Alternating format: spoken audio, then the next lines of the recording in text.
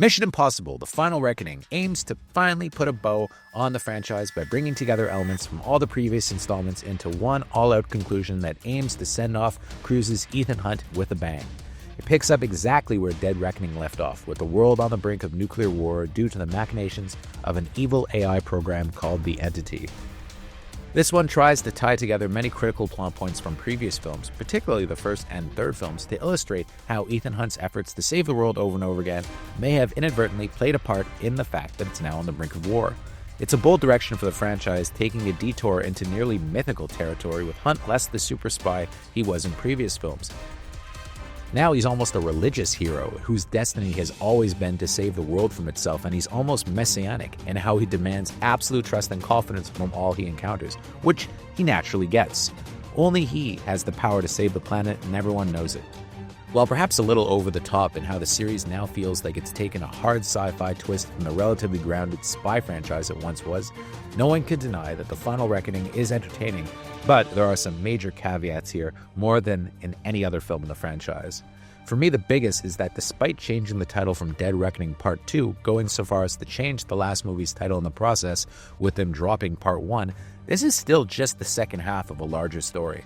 Given that the last one underwhelmed at the box office, the makers seem concerned that audience members may not have actually seen the last film, so the first 30 minutes of this are absolutely loaded with clunky exposition. Many of the flashbacks had me groaning, wondering when the movie would ever kick into high gear with some action, and it takes longer than expected, almost 30 minutes. And at over 160 minutes, the movie seems weighed down by them over-explaining how interconnected all the elements are.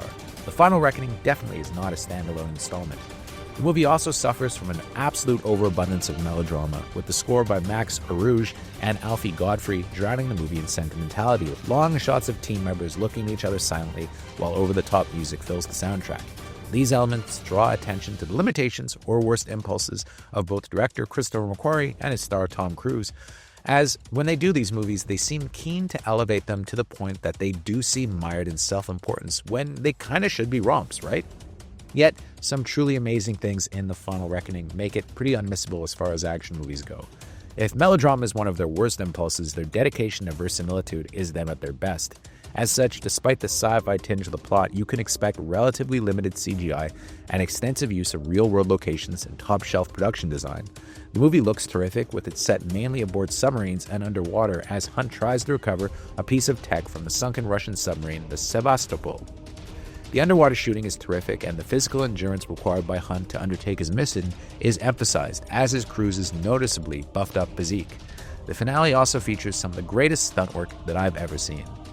In it, Cruise takes on the movie's returning bad guy Gabriel, once again played by Issei Morales, by grabbing onto a plane that he's flying, with him hanging on for dear life as it turns over and over again in truly nauseating 140 miles per hour winds.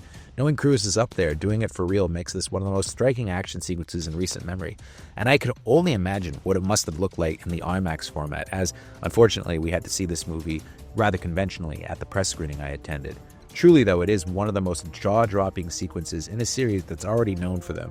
The cast is also pretty well served here, with Simon Pegg's Benji moving up from being comic relief into more of a leadership role. At the same time, Pom Clementieff's former baddie, Paris, has switched sides and is the latest recruit, along with Greg Tarzan Davis's Degas.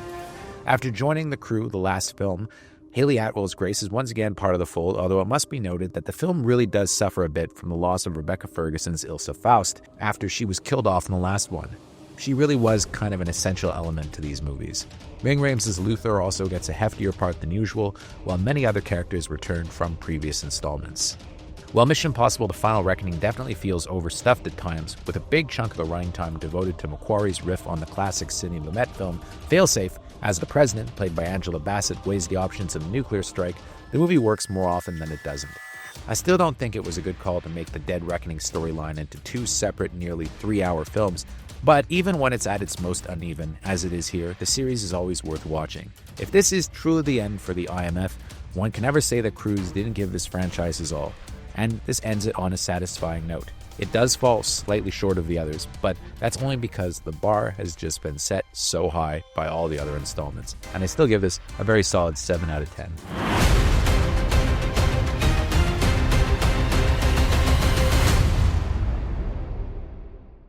Thank you for clicking on our video, everybody. If you like what you saw here, please make sure you like the video and subscribe and share with your friends who like this sort of content. JoBlo was created by movie fans for movie fans, and we appreciate your support.